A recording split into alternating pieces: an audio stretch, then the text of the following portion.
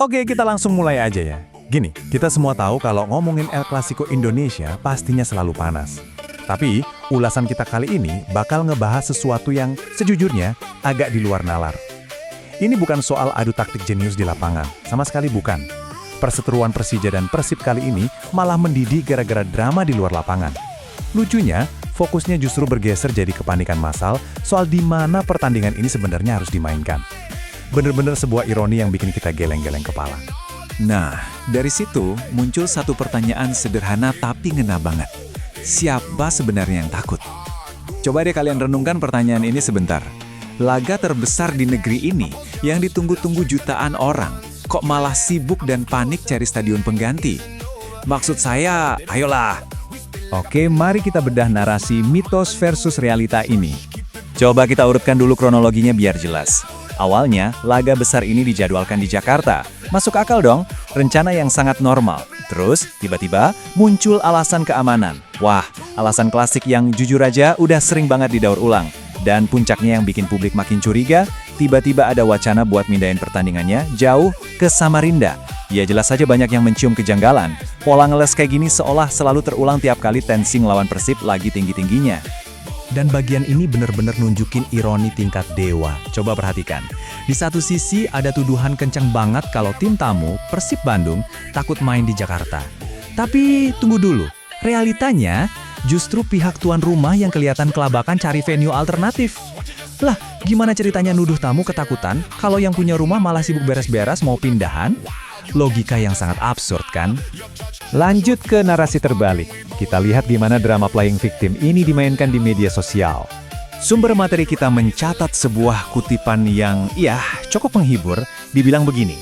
Sebagian oknum pendukung Persija malah terlihat playing victim, seakan-akan pihak yang dirugikan. Luar biasa, ini benar-benar manuver akrobatik di dunia maya. Mencoba memposisikan diri sebagai korban dari situasi yang, ingat ya, sebenarnya dipicu oleh kepanikan mereka sendiri.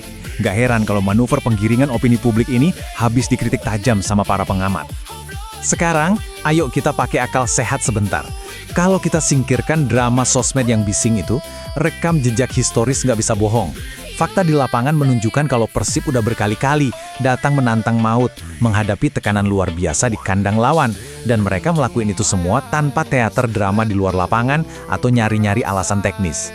Fakta telanjang ini aja udah cukup buat meruntuhkan narasi halusinasi yang bilang kalau mereka sedang dilanda ketakutan. Nah, sekarang mari kita masuk ke analisis psikologisnya. Mengapa beban mental di kandang sendiri justru jadi pedang bermata dua?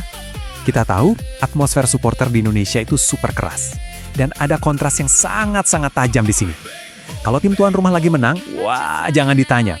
Euforianya pecah, paling lantang membanggakan diri.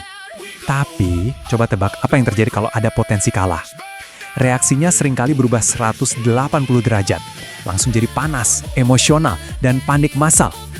Tekanan dari publik sendiri yang terlalu keras ini malah jadi beban mental yang luar biasa menakutkan buat tuan rumah. Jadi, poin krusialnya ada di sini. Alasan yang dijual manis ke publik secara resmi, faktor teknis alias keamanan. Tapi apakah kita naif? Analisis sumber kita meyakini kalau dalang sebenarnya adalah faktor mental. Kepanikan ini dinilai muncul karena ada ketakutan yang jauh lebih mengerikan. Ketakutan menanggung malu di depan publik sendiri. Mindahin venue itu ujung-ujungnya dipandang bukan soal teknis, melainkan murni jalan keluar psikologis kalau hasilnya berujung buruk. Waktunya mengakhiri perang opini. Mari kita buktikan di atas lapangan. Jangan. Perang opini, sudahlah hentikan suara bising tak berujung di internet itu. Kalian cuma mengaburkan esensi olahraganya. Bermain saja. Cuma itu tugas utama sebuah tim sepak bola. Nggak usah sibuk bikin teater cari-cari alasan. Buktikan saja. Kalau emang rasa lebih superior, analisis kita hari ini menyimpulkan satu hal yang sangat jelas. Mereka nggak perlu repot-repot menggiring opini seolah lawan yang ketakutan. Buktikan aja narasi itu langsung di atas rumput hijau. Disitulah satu-satunya panggung pembuktian yang sejati. Karena pada akhirnya, semuanya kembali ke satu esensi sejati, mental besar. Mental besar itu bukan cuma diukur saat kalian bisa senyum dan melambaikan tangan pas lagi menang di rumah sendiri. Sama sekali bukan. Definisi sesungguhnya, menurut sumber-sumber ini, adalah keberanian mutlak untuk berdiri tegak di lapangan, menghadapi tekanan paling brutal, dan menerima resiko terburuk, yaitu kekalahan, tepat di hadapan mata supporter sendiri. Itu baru namanya mental. Dan itu membawa kita pada satu pertanyaan reflektif untuk menutup ulasan mendalam kita hari ini. Saya ingin meninggalkan kalian dengan pertanyaan provokatif ini. Apakah mental besar itu cuma ada saat menang di kandang? Serius. Berdasarkan semua yang udah kita bedah, kalau keberanian kalian menguap seketika cuma karena ada potensi kalah di rumah sendiri, pertanyaannya, apakah mentalitas besar itu sebenarnya benar-benar pernah ada? Terus pertanyakan narasi di sekitar kalian, dan sampai jumpa di ulasan berikutnya.